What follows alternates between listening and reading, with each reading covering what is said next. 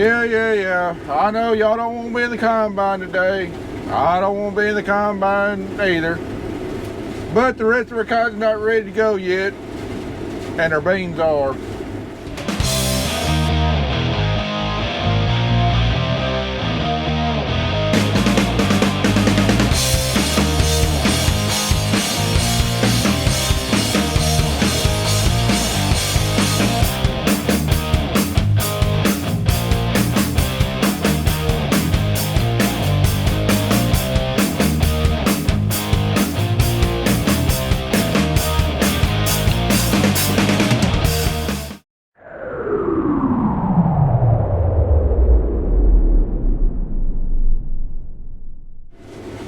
After an absolutely fantastic day of picking cotton yesterday, we got done with Dunlap Farm, which was pretty much the only cotton that we didn't have to replant.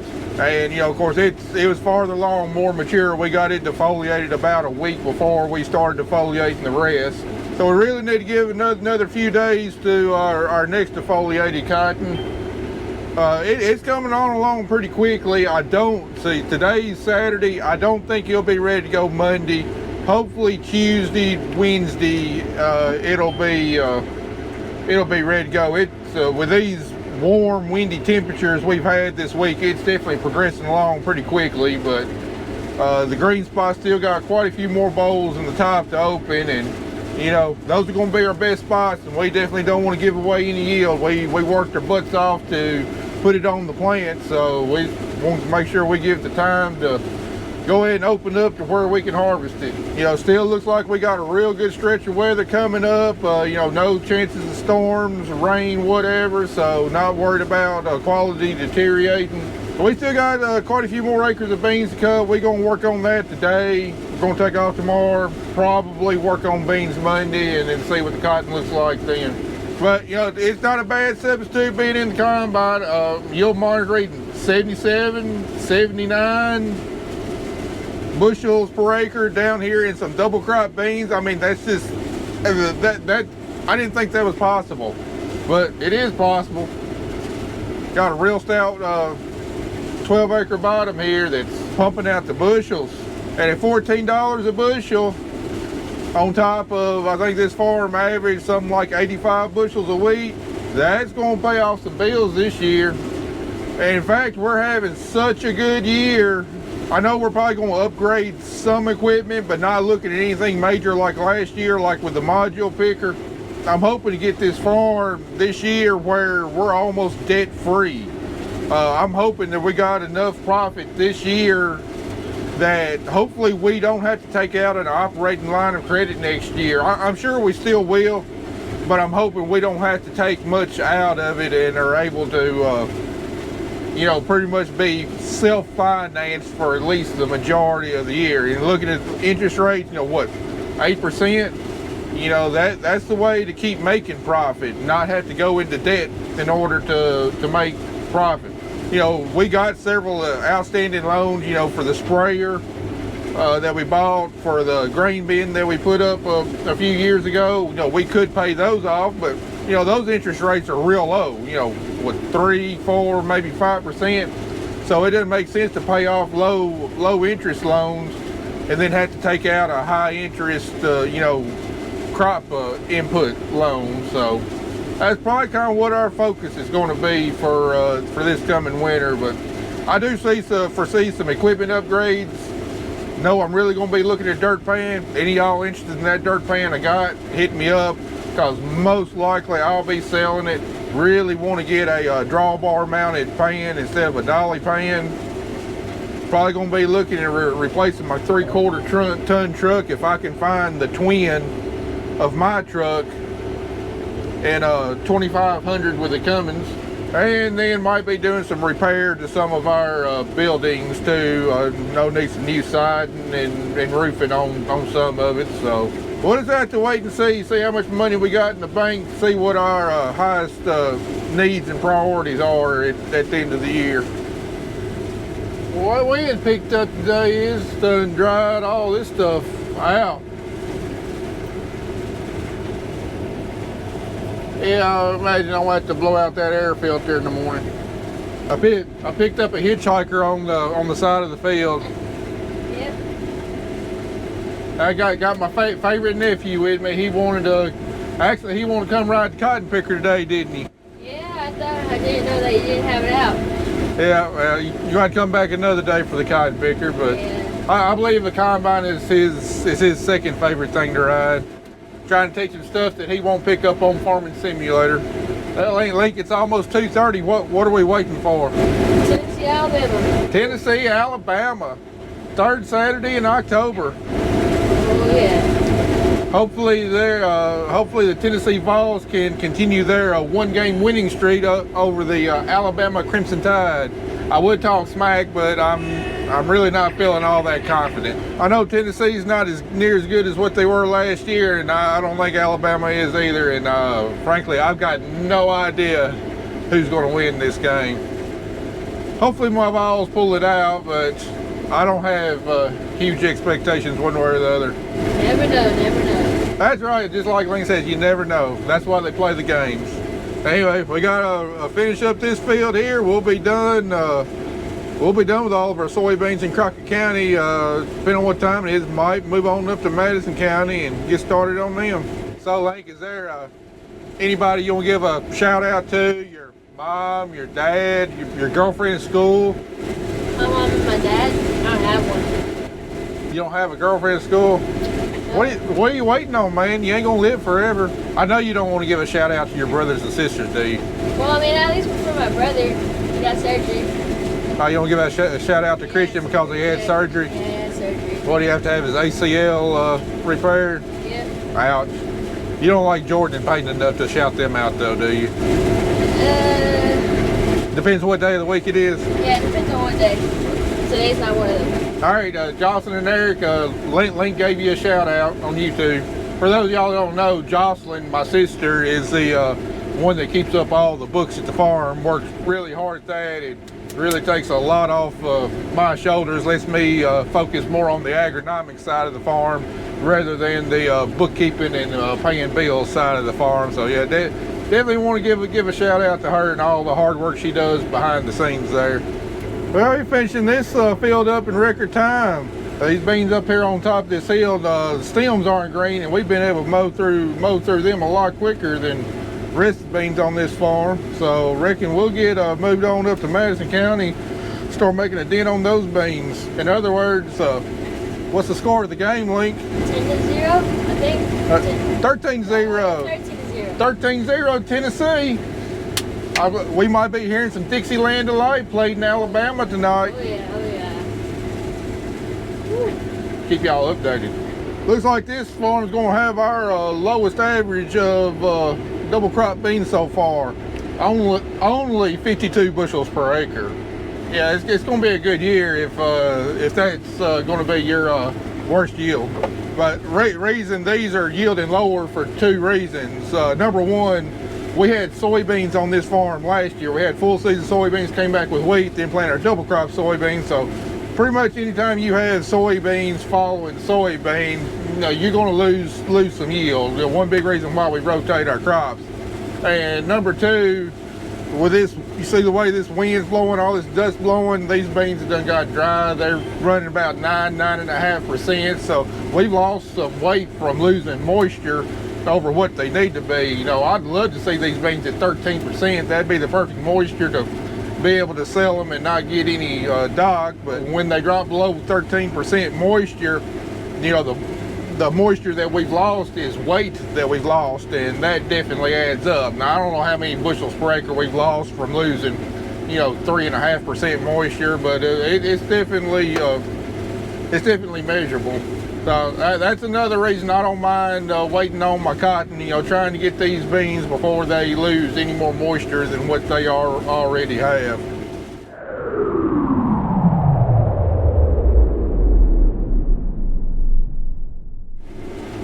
All right, we made move up here to Madison County successfully, and not much traffic luckily, and I'm shocked at these beans. Historically, this farm has never done all that well. It's good soil, but it's like 5 or 6 fields making up 22 acres. They're real small, and as you can see, they're surrounded by tall trees on all sides. So this farm gets a ton of shade. But look at that. I mean, I ain't got no words. I am stunned. Then looking at my average yield, 61 bushels an acre so far, and we're probably getting close to half done with this farm. Uh-oh. Link, you wasn't watching that side over there. You about let me choke up. Oh, no. I guess I did like a sure, but that's just great. Thank goodness for reversers.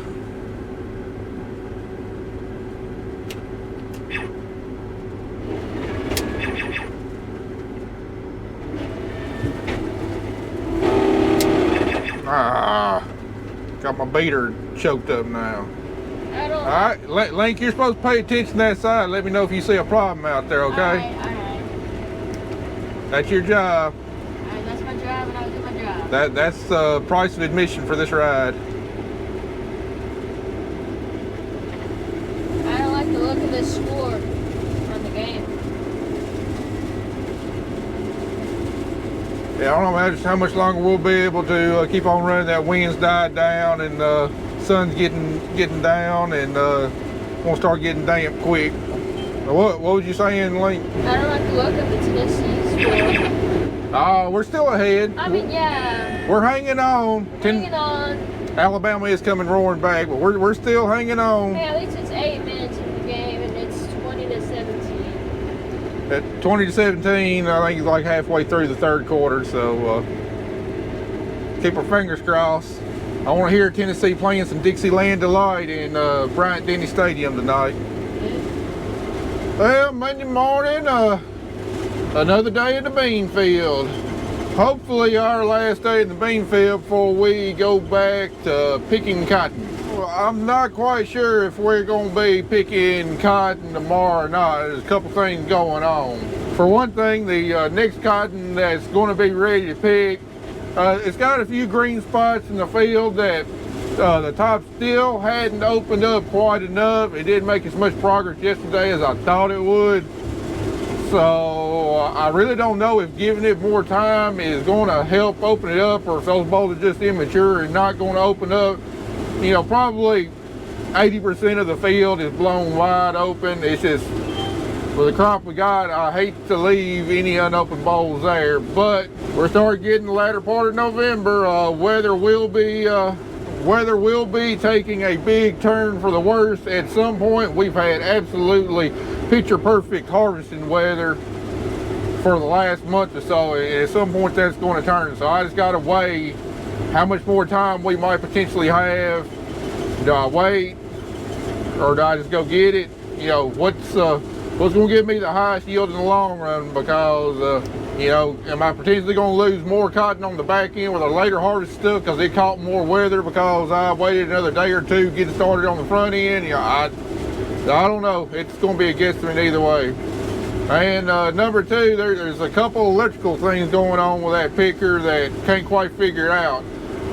Having some drum speed sensor issues, and this morning while the dew was drying, I was going to do some diagnosing on that, try and figure that out. Anyway, as soon as I turned the key on, we had two more codes pop up, electrical codes that was not on the other day, and I don't know what happened over the weekend with it being parked, but got two other electrical issues going on. Spent a good bit on it this morning with my diagnostic repair manual and going through the steps on diagnosing it, and it was telling me to go to I think address cab address 154 on the diagnostic process. And anyway, went to my monitor, went to 154.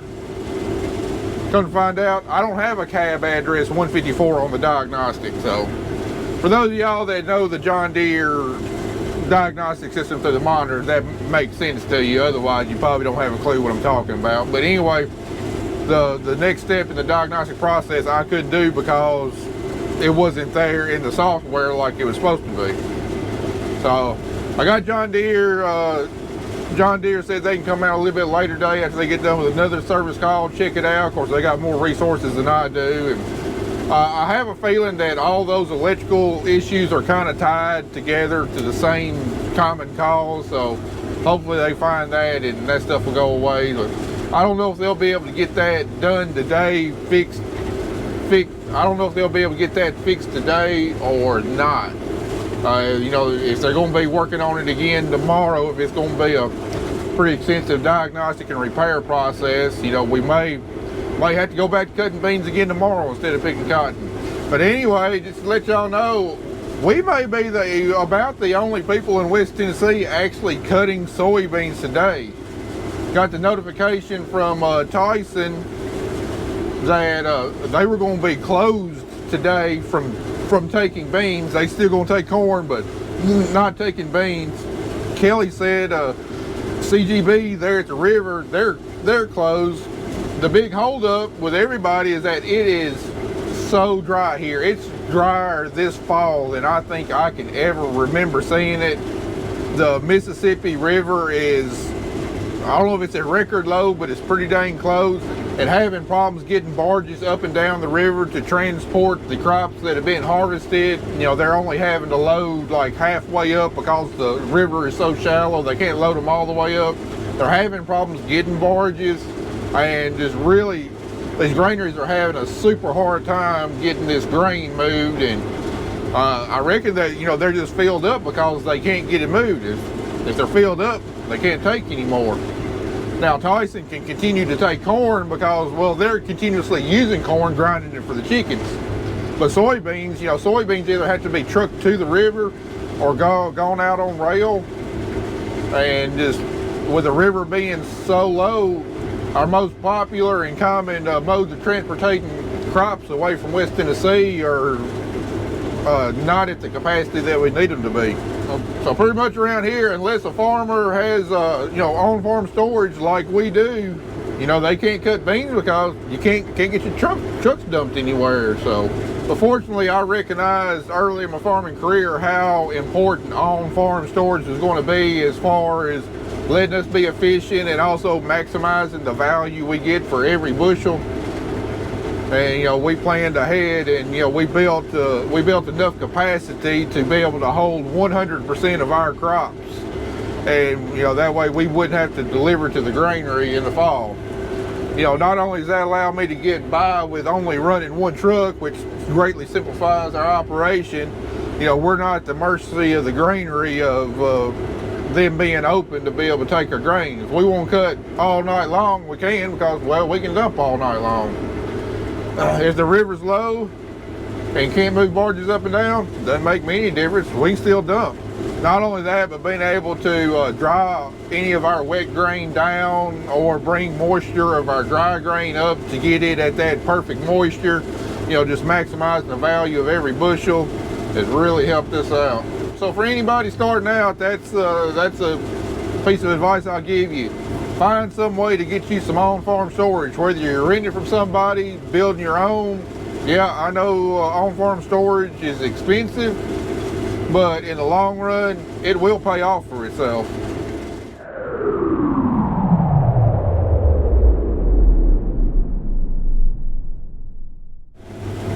All right, well, we're about done for the day. Hadn't had much to talk about. Been a really smooth running day. We just got our last test plots out for the year. Had some soybean variety trial for University of Tennessee, and just making a pretty big dent on this field. We got, I mean, yields are just phenomenal. My average was sitting at 61 bushels an acre before I did the variety trials, and that dropped it down to 59 bushels an acre. Of course, none of those varieties are going to yield anything like these Pioneer 47A64s. I mean, far and away the best variety I have ever cut. I mean, they are just absolutely phenomenal. If Pioneer ever quits making this variety, I might just quit growing soybeans, because I will just be disappointed with anything that I've got to replace it with. I mean, these are just mind-blowing. And if you plant some late group 4s in your area, if you haven't tried this bean yet, I encourage you, just put a few acres in it next year. Now, it might not do as well in different areas of the country. But for us, I mean, there's nothing else out there that will touch this variety. I mean, year in, year out. I think this is the 3rd year that I've planted it, and it's been far and away just superior. Now it's this 47A64X is an extend variety. Now my early beans that did so well were Pioneer 48A14Es, which is this exact same variety, but an enlist version of it. Now why they got them as a 4.8 maturity and they got these as a 4.7 maturity, I don't know, but everybody at Pioneer tells me it's the exact same genetics in both of them, with the exception of the herbicide package. So 48A14Es, mind-blowing. 47T64s, fantastic. Last year in my plots where we had them side by side, they were almost identical in yield, proving that the genetics are pretty much the same. I don't think you go wrong with either one of them, just depending on which herbicide package you want on your farm. And got word back on the picker. Apparently I've got 3 bad drum speed sensors that it looks like. They told me that it looks like they actually been hitting on the gear a little bit from the previous owner. And also looks like that got a bad wheel angle sensor. It was working beautifully the other day, and then I don't know what happened. He said that sensor is not working now. Here's the kicker though, pretty easy to replace, I believe, and all it is a potentiometer. Price on that thing is $2,200. Was that a long enough silence for you to show you just how speechless I am about that price? I know we picked up that picker at a dang good bargain, but we've spent, I don't know, probably somewhere in the ballpark of $30,000 to $40,000 on parts and labor, going through it and fixing up what we needed. Add another $2,200 sensor to that. I mean, we're still in that picker somewhere around $200,000, which is still a fantastic deal. And I knew we had a bunch of wiggle room for repair work. But daggum, I was expecting for $2,200 to go just a little bit farther than just replacing one sensor. Absolutely ridiculous, John Deere. Y'all ought to be ashamed of yourselves. But the newer equipment you run, apparently the more expensive prices get. Not only do you got to sell a kidney to be able to buy the equipment, you got to sell your liver to be able to keep the equipment running. Some of these prices that we've seen on these parts here the last several years is just mind-blowing. I thought it was going to be hard to surprise me on how much parts cost. So I go in expecting the worst, but even now I'm still speechless on some of them. Anyway, enough griping. We're going to try and get one more truckload cut before it gets too damp, and then I reckon we'll be unhooking the grain buggy, carrying it back to the shop, getting swapped back over for hopefully what's going to be a pretty good long stretch of some big cotton yields. But I'm going to need it to pay for that daggum sensor. Well, unfortunately, this video ain't quite over yet. We was cutting the last combine load for the day, and all of a sudden, heard a bad noise coming from there. Thought I picked up a rock or something. Got their rotor, emptied the rock trap out. There was a small rock in there. Kicked it back on. Same noise.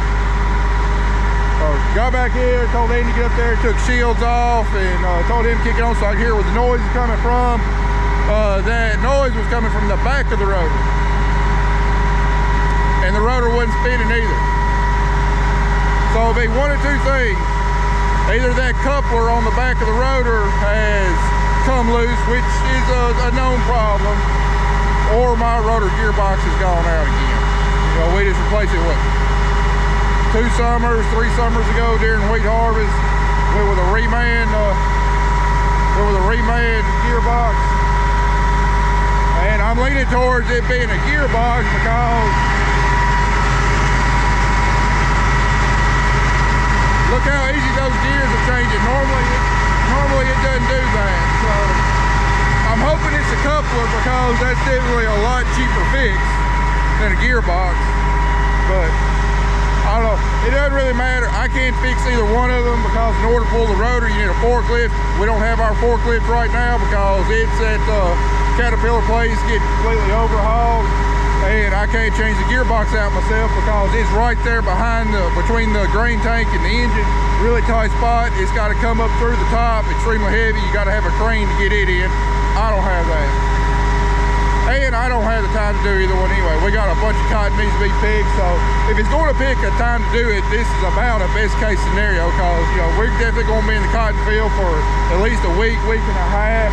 I don't know if that's enough time for a dealership to get it in, get the parts and get it fixed, but it ought to be at least a good start. So it ain't like we're just going to be sitting here, sitting still with nothing to do. We got plenty to do. So if it had to pick any spot during the year, this is the best time for it to happen. So we're at least fortunate in that regard. So all I can do is in the morning, call around, see who can get it in the quickest and get her over there so they can get started. And in the meantime, we'll be picking cotton. So anyway, that's going to be the official end of this video. Appreciate y'all watching. I'll keep you updated. See you in the next one.